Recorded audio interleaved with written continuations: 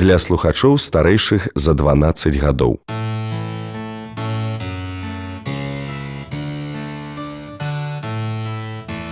Дыялогі пра культуру.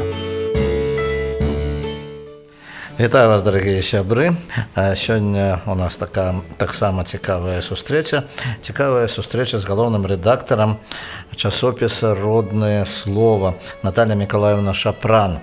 Наталья Миколаевна Шапран закончила філалагічны факультэт Беларускага дзяржаўнага універсітэта і аспірантуру Інстытута мастацтвазнаўства, этнаграфіі, фальклору Нацыянальнай акадэміі навук Беларусі.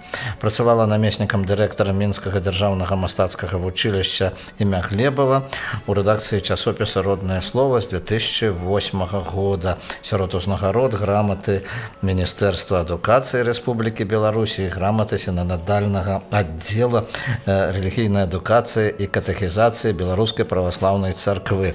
Так, Наталья Миколаевна? Так. Ну вось часопіс «Роднае слово».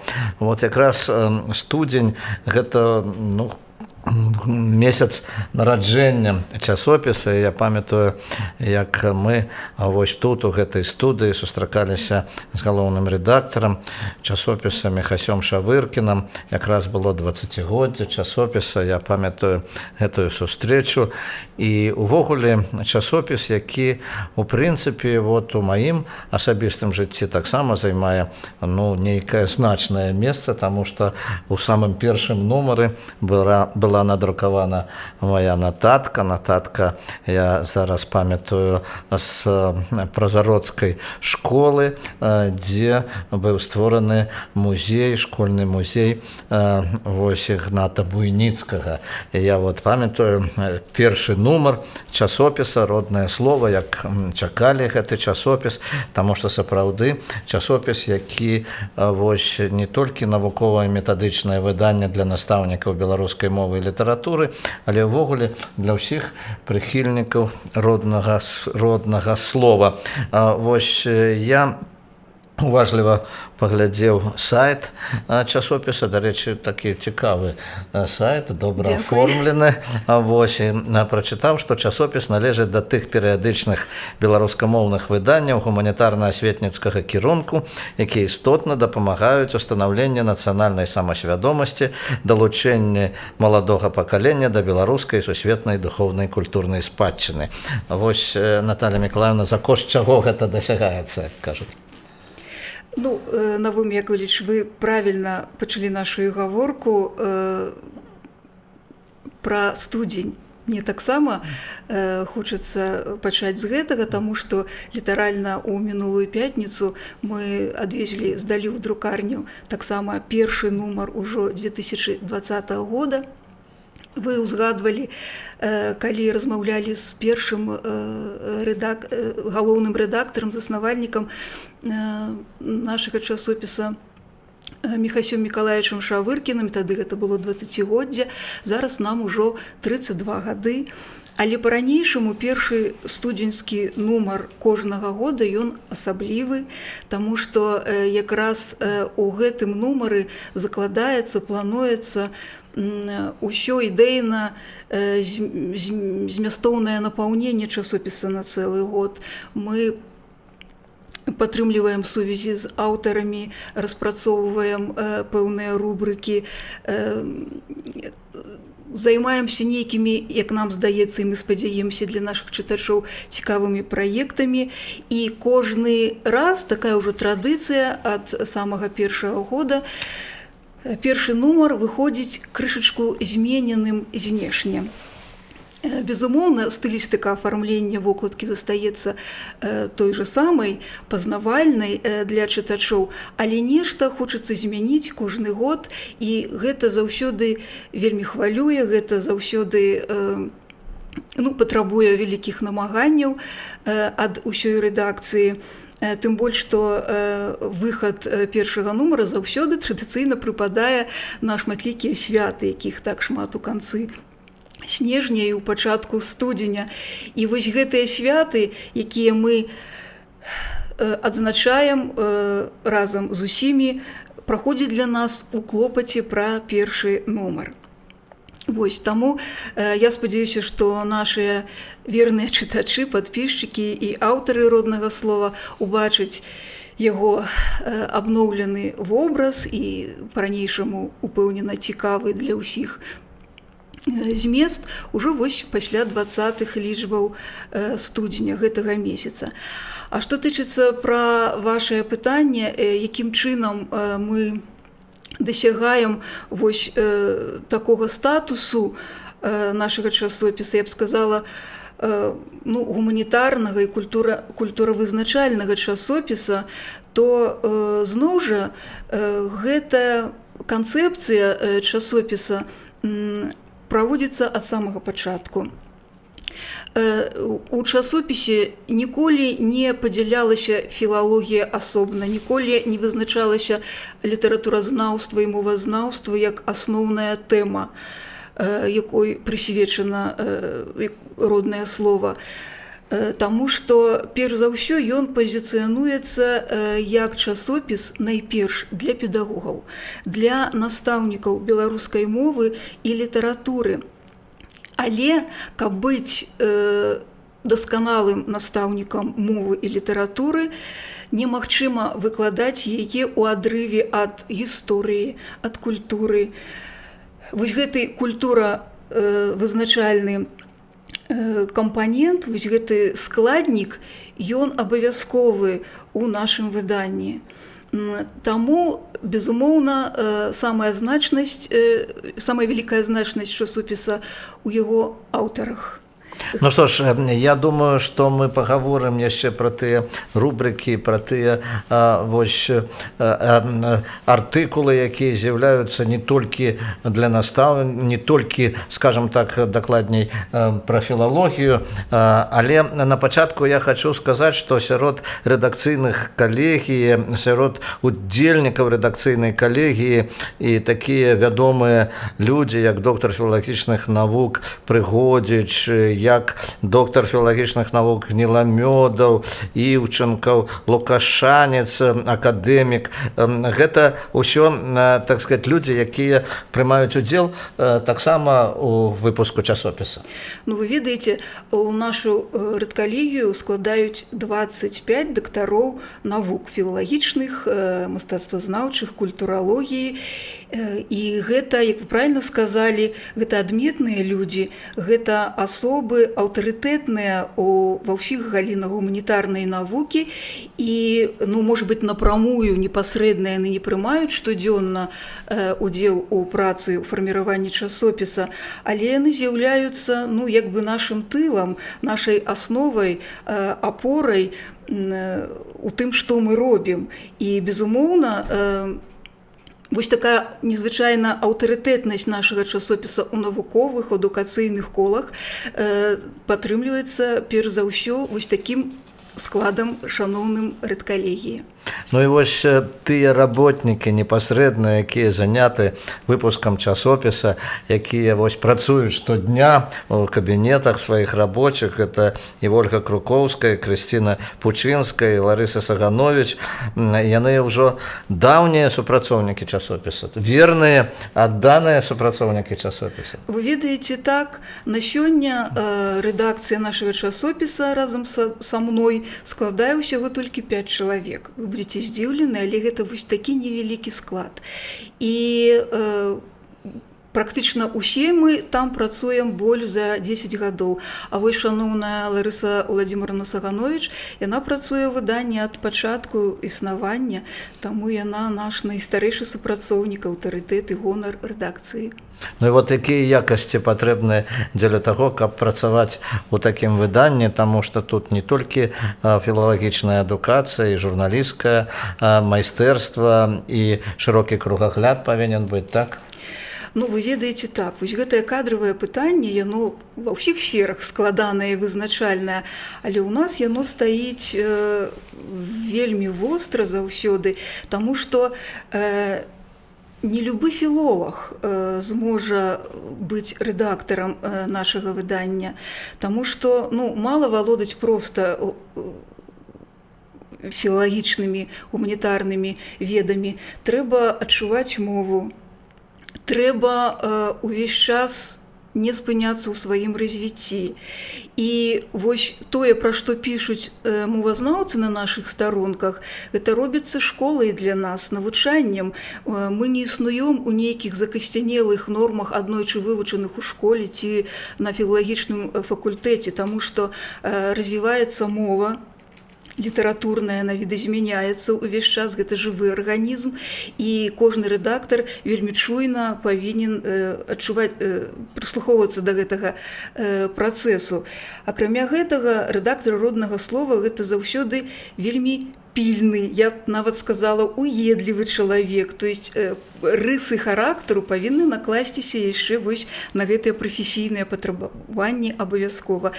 Ну і самае галоўнае, шырыня кругагляду, таму што мы ўжо пачалі з гэтага. Просто філолог, просто мовазнаўца ці літаратуразнаўца гэтага мала. Усё павінна уплятацца ў культуралагічны кантэкст. Ну што ж, дзякую. Я нагадаю нашим радыёслухачам, што сёння мы гутарым з галоўным рэдактарам аддзела культуралогіі і мастацтвазнаўства Натальяй Мікалаеўнай Шапран, за гукарэжысёрскім пультам Евгения Бельская. І вы можете нам не патэлефанаваць, а перадаць смс сваё паведамленне, сваё пажаданне, сваё ўражанне па нумару 1029. Наталья Мікалаеўна, ну вось вы працавалі намеснікам дырэктара Мінскага дзяржаўнага мастацкага вучылішча. Вы мелі, скажем так сказаць, стасункі, зносіны з выяўленчым мастацтвам. Напэўна, гэта і паўплывала на тое, што вось вы пра нацыянальнае выяўленчае мастацтва у кожным нумары змяшчаеце матэрыялы. І вось наколькі патрэбна ведаць, скажем, выяўленчае мастацтва, наколькі патрэбна важна ведаць вот творы нашых мастакоў і глядзець на гэтыя рэпрадукцыі іх твораў настаўнікам беларускай мовы і літаратуры. Ну, вы ведаеце, я сапраўды, відаць, 11, нават уже 12 гадоў таму трапіла ў рэдакцыю часопіса, які я сама чытала яшчэ са студэнцкіх гадоў, выпісвала. Пасля, доўгі час працуючы намеснікам дырэктара у тады мастацкай вучэльні імя Глебава, цяпер гэта каледж, сачыла за тым, каб гэты часопіс абавязкова быў у выкладчыка беларускай мовы, і тады па-ранейшаму сама працягвала яго выпісваць, таму што гэта часопіс зноў жа не толькі для філолага, але яшчэ і для арганізатара пазакласнай дзейнасці школы або навучальнай установы. Гэта школа для арганізатара метадычнай працы у навучальнай установе. Таму роднае слово было са мною поруч. І тое, што вось у Лёсе адбыўся такі цікавы, і я яму ўдзячны такі паварот, і што я змагла трапіць у выданне на пасаду рэдактара аддзела нацыянальнай і беларускай культуры, ну, хутчэй за ўсё было звязана з маёй мастацтвазнаўчай падрыхтоўкай, таму што яна наклалася на грунт філалагічнай адукацыі. Вось гэта да таго вашага пытання, якім жа павінен быць рэдактар. Вот просто філолага мала. І вы ведаеце, гэты раздзел нацыянальнага і сусветнага мастацтва, ён не абмяжоўваецца толькі выяўленчым мастацтвам.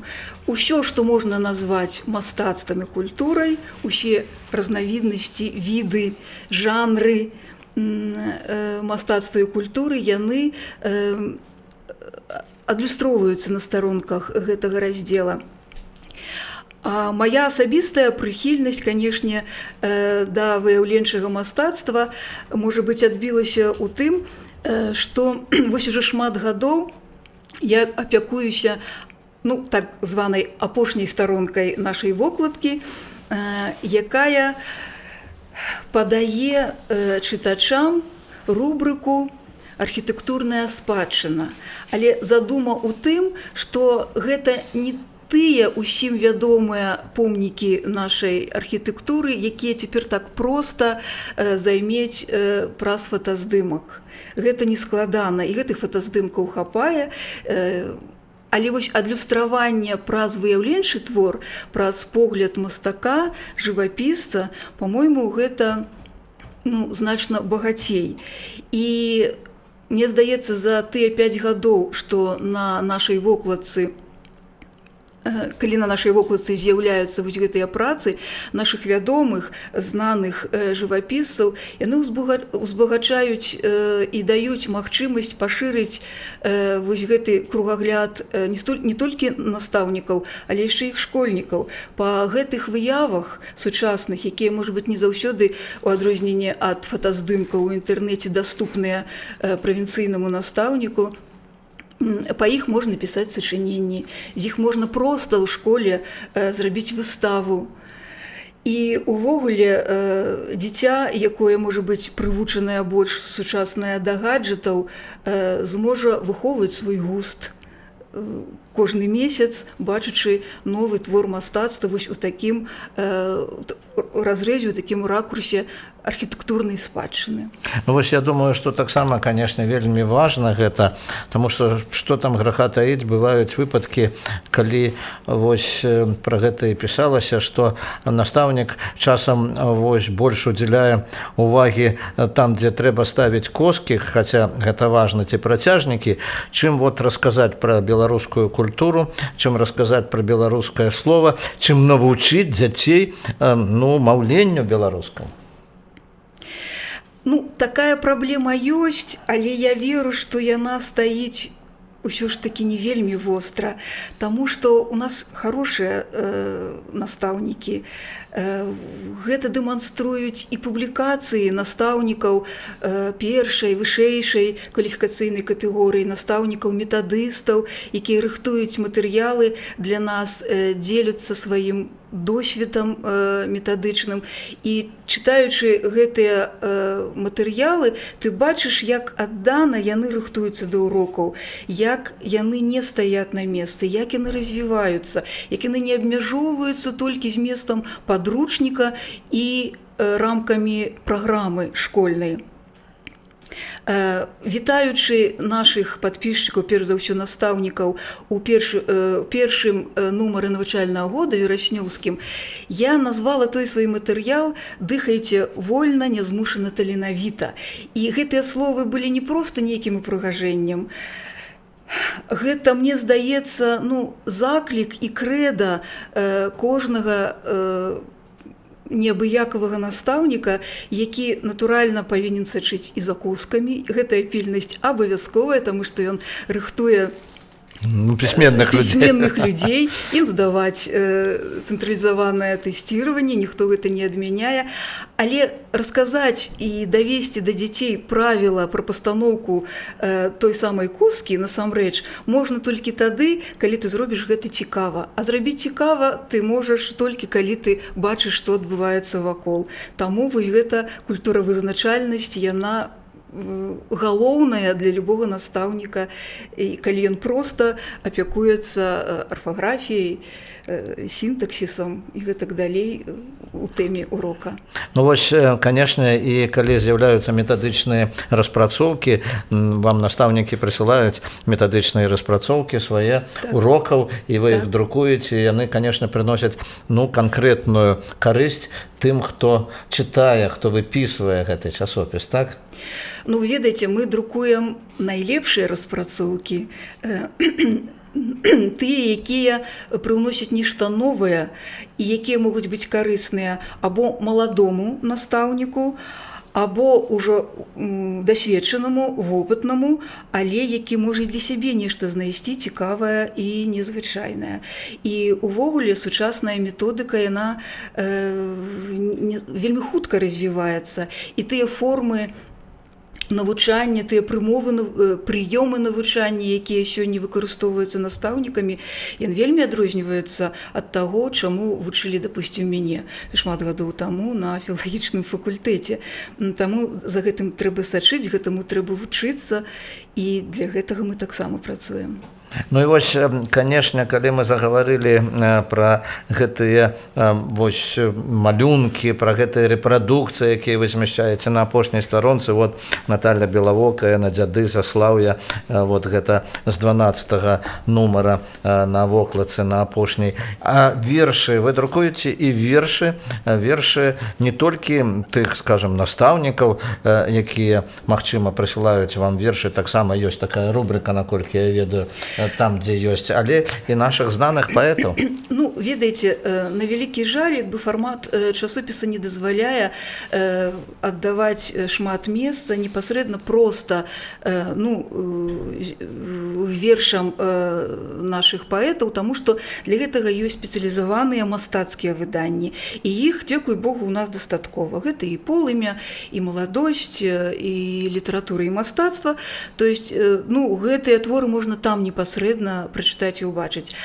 А вось творы нашых класікаў і не толькі можна ўбачыць уплеценымі ў канву метадычнай распрацоўкі або ў літаратуразнаўчым матэрыяле даследчыка, калі ён праілюструе, працытуе нейкі тэкст у пацверджанне сваёй думкі. Таму вось у такой падачы, канешне, паэтычныя творы прысутнічаюць у нас і вельмі многа.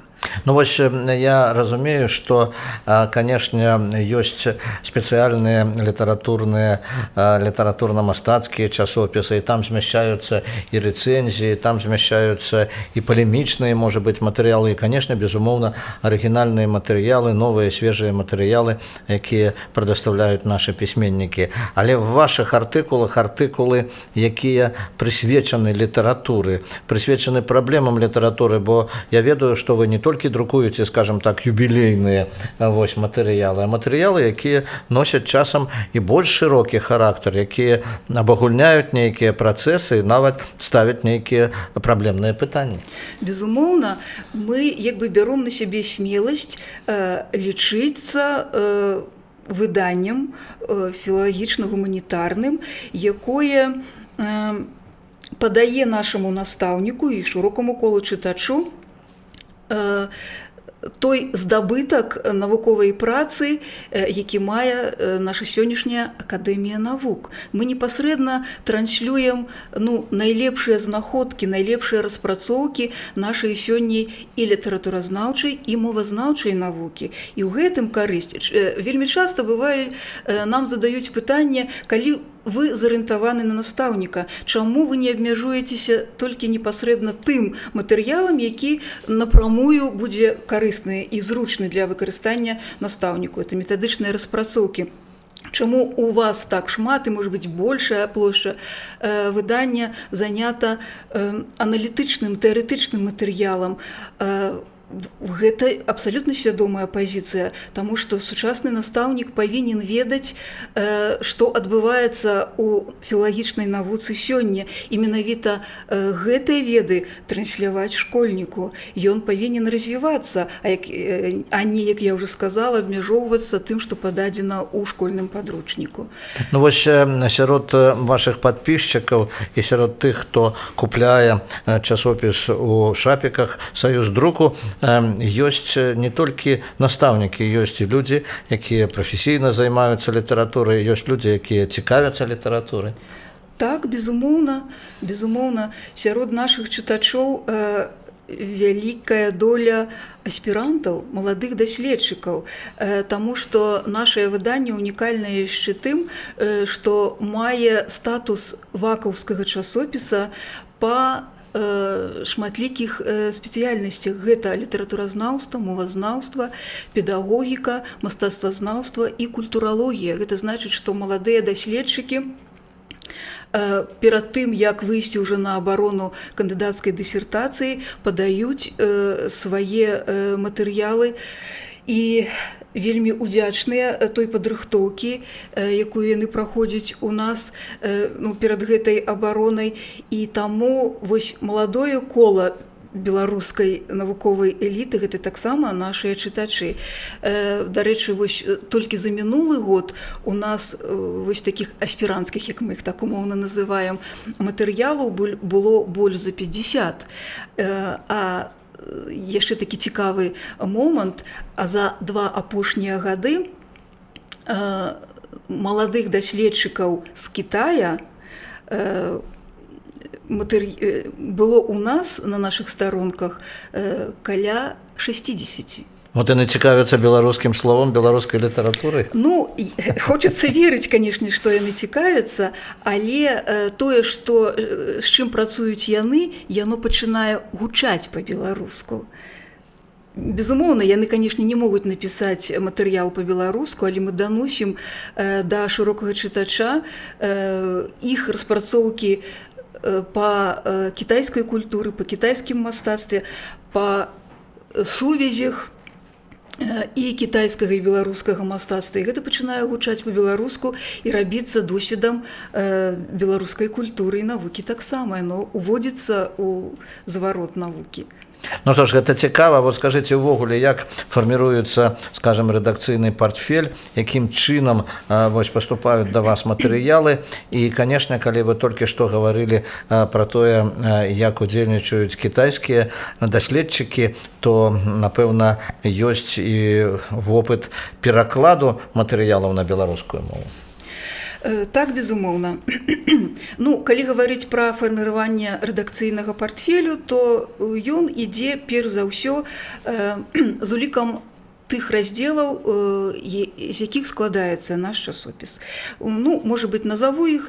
Гэта раздзел літаратура і час, зразумела, прызначаны літаратуразнаўству, раздзел мовы, рысы непаўторныя, які даследуе пытанні лінгвістыкі, раздзел методыка і вопыт, і калі закончыўся урок, які падае метадычныя распрацоўкі і тэарэтычныя матэрыялы для выкладчыкаў беларускай мовы літаратуры і для арганізатараў і тых, хто праводзіць пазакласныя мерапрыемствы для школ. І вось апошні раздзел, пра які мы ўжо крыху гаварылі, гэта нацыянальная і сусветная культура. Таму вось усе матэрыялы фарміруюць наш партфель у залежнасці ад прыналежнасці да гэтых раздзелаў. Безумоўна, вялікая падказка і нам, і нашым чытачам – гэта юбілейныя даты або нейкія прыгожыя даты і падзеі. Мы ад іх адштурхоўваемся, таму што яны служаць падказкай і дапамогай настаўніку і чытачу у арганізацыі навучальнага працэса і пазакласных мерапрыемстваў. Ну, увогуле, калі гаварыць пра гэта, то, напэўна, ўсё ж такі для пісьменнікаў, для тых аўтараў, якія друкуюцца ў вас, вельмі важна, менавіта калі адзначаецца іх унёсак, іх уклад у літаратурны працэс, у літаратуру, і таму надрукавацца ў родным слове, калі надрукавалі пра цябе ў родным слове, гэта ўжо адзнака значнасці літаратара, так? Так, гэта праўда. І вы ведаеце, і не заўсёды мы з'яўляемся замоўцамі гэтых матэрыялаў, таму што аўтары самі выходзяць на нас. І за 32 гады існавання ў нас, канешне, сфарміраваўся, мы ўжо крыху пра гэта закраналі нашу гаворку, унікальны, нельга сказаць, калектыў. Мы не аб'яднаныя ў адзін калектыў, але мы аб'яднаныя ідэі існавання і канцэпцыі выдання роднага слова. Таму нашыя сталыя аўтары самі прапануюць нам матэрыялы, якія яны ведаюць, будуць цікавыя чытачу. Нешта мы замаўляем самі, калі бачым, што нейкая тэма, можа быць, не ахоплена аўтарамі. І чарга з аўтараў у нас ёсць. На шчасце, заўсёды. Дачакацца можна свайго моманту, калі надрукуюць. А хто сярод самых актыўных, можа быць, аўтараў? Такія імёны, канешне, слынныя, сустракаюцца і не толькі як навукоўцы, а літаратары, якія дзейнічаюць, якія пішуць самі. Вы ведаеце, У нас за год праходзіць праз часопіс прыблізна 350 матэрыялаў. Таму, калі я стану пералічаць і называць некага, то баюся пакрыўдзіць астатніх. Таму, можа быць, закрану самых сталых і самых ганаровых аўтараў, у якіх яшчэ так сталася, ў 2020 годзе будуць прыгожыя юбілеі. Мы ўдзячныя ім за тое, што яны поруч з родным словам з самага пачатку і не забываюцца пра нас. Найперш хочацца сказаць пра найстарэйшага беларускага мовазнаўцу Паўла Сцяцко. Ягоныя матэрыялы па словаўтварэнні, тэрміналогіі, культуры мовы друкуюцца з першых нумароў роднага слова. Зараз пастаянна у нас ідуць ягоныя нататкі, прысвечаныя паходжанню прозвішчаў беларускіх. Або таксама адзін з самых актыўных, без перабольшання, нашых аўтараў гэта шаноўны Алесь Каўрус. І ягоны даробак у часопісе, мне здаецца, незвычайна каштоўным. Дарэчы, часта ён аглядае менавіта матэрыялы беларускага радыё, і прынамсі і канала «Культура» у тым ліку. Вось, менавіта гэта я і маю на ўвазе. Ягоныя лінгва-аповеды прысвечаны жывому слову, таму, што адбываецца непасрэдна ў СМІ, на радыё, і гэта вельмі каштоўна. Так, і яшчэ? Ну, яшчэ з цікавых аўтараў, калі, можа быць, кранаць літаратуразнаўства, можна назваць кандыдата філалагічных навук Віктара Жыбаля. Ён сам супрацоўнік нашага беларускага дзяржаўнага архіва музея літаратуры і мастацтва, таму ягоныя знаходкі архіўныя выліваюцца ў цікавы цыкл, прысвечаны рэпрэсаваным і малавядомым творцаў, якія друкуюцца пад рубрыкай з архіваў часу. Ёсць таксама у нас малады, цікавы аўтар Антон Францішак Брыль, дарэчы, унук нашага народнага пісьменніка, які таксама праз архіўныя знаходкі раскрывае невядомыя старонкі біяграфій пачынальнікаў беларускай літаратуры 19 стагоддзя, напрыклад, Уладзіслава Сыракомлі ці Канстанціна Вераніцына. Сярод мастацтвазнаўцаў нашыя аўтары, дактары філалагічных навук Тамара Габрусь і Надзея Высоцкая. Ну, і спіс гэты можна доўжыць. Ну, конечно, 350 чалавек мы сапраўды не можам пералічыць, хоць яны ўсе паважаныя і, скажам так сказаць, выбітныя дзеячы нашай культуры. Ну, і вось яшчэ адна такая іпастась часопіса, што гэта вельмі важна, таму што рангу выдавецтва вы нібыта вот не маеце, называецеся часопіс, а ў той жа час вы выдаеце кнігі, так? Ну, вы ведаеце, тут крышку трэба патлумачыць, што з жніўня гэтага года мы сапраўды страцілі вось гэты статус самастойнасці, перайшлі пад дах выдавецтва адукацыі і выхавання, дзе зараз як бы плённа выдаёмся і адчуваем падтрымку і апеку над сабою гэтага выдавецтва.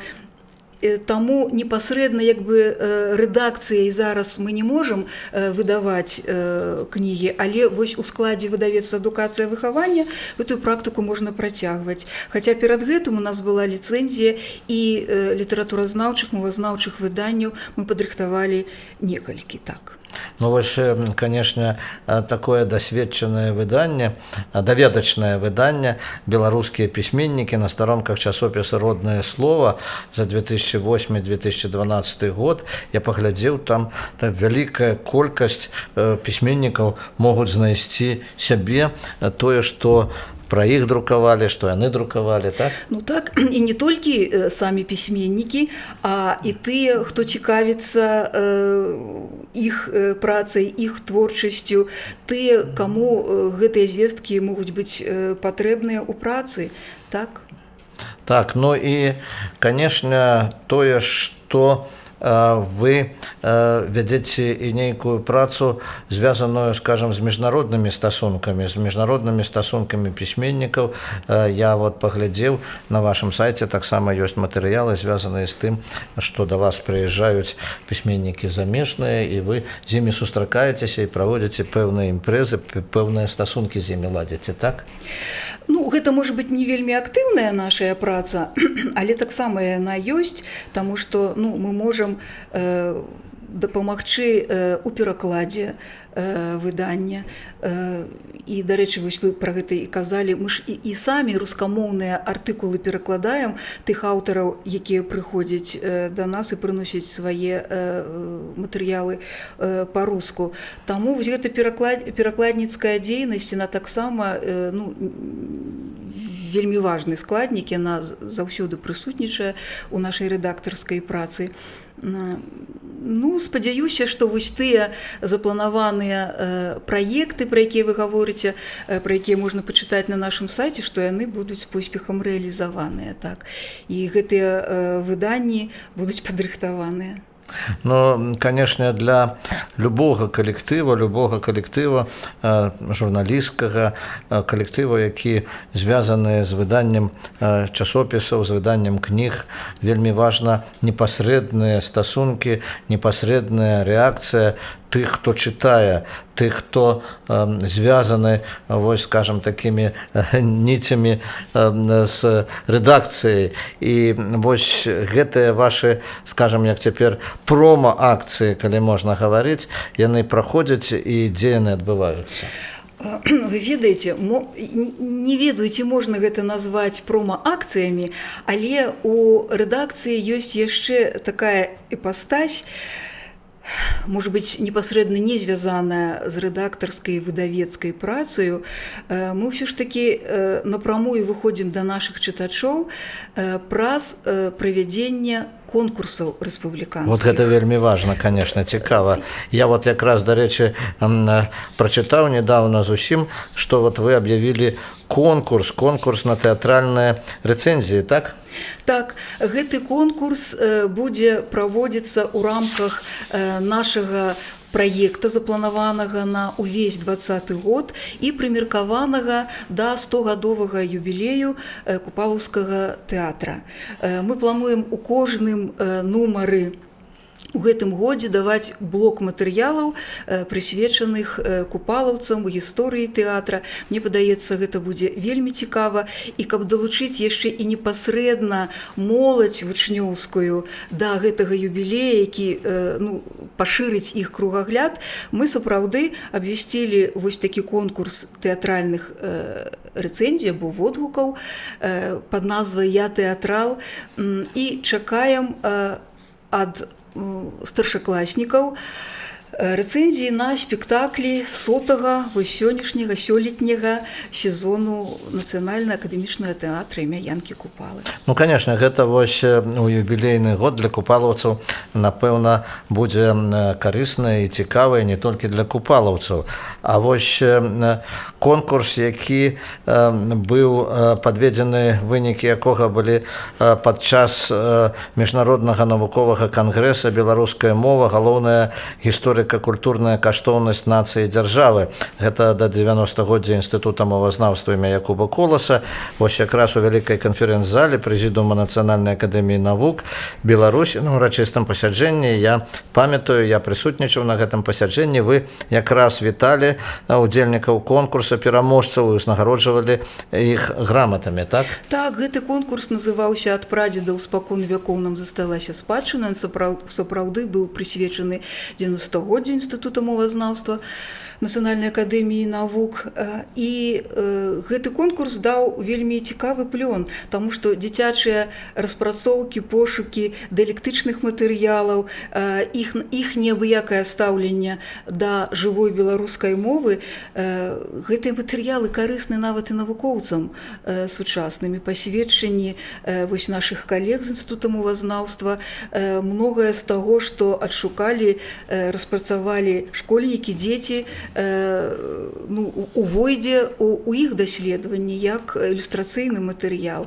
А ўвогуле гэта ўжо 5-ты аналагічны краязнаўчы конкурс у нас, які праходзіць вельмі шырока па ўсёй рэспубліцы, і мы ганарымся той колькасцю удзельнікаў і той якасцю, высокім узроўнем тых прац, якія рыхтуюць для нас дзеці пры дапамозе сваіх настаўнікаў, кіраўнікоў, педагогаў. І увогуле вопыт паказвае, што калі старшакласнік распрацоўвае нейкую краязнаўчую, допустим, пераважна гэта краязнаўчая тэматыка, распрацоўвае краязнаўчую тэму, то ён не можа абысціся без дапамогі бацькоў, бабуль, родзічаў. Ён пытаецца ў іх пра нешта, і яны расказваюць яму гісторыі з уласнай сям'і, уласнага роду, дэманструюць фотаздымкі, узгадваюць сваё дзяцінства.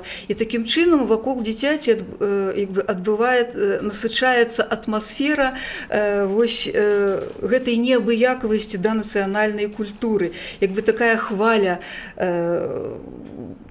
рушыць ад таго, што, здаецца, малады чалавек усяго толькі атрымаў заданне падрыхтаваць навукова-даследчую працу. Але значэнне яе вельмі шырокае з-за таго, што у атмасферу гэтай працы уцягваецца вялікая колькасць людзей, і ён бачыць, што нацыянальная культура існуе.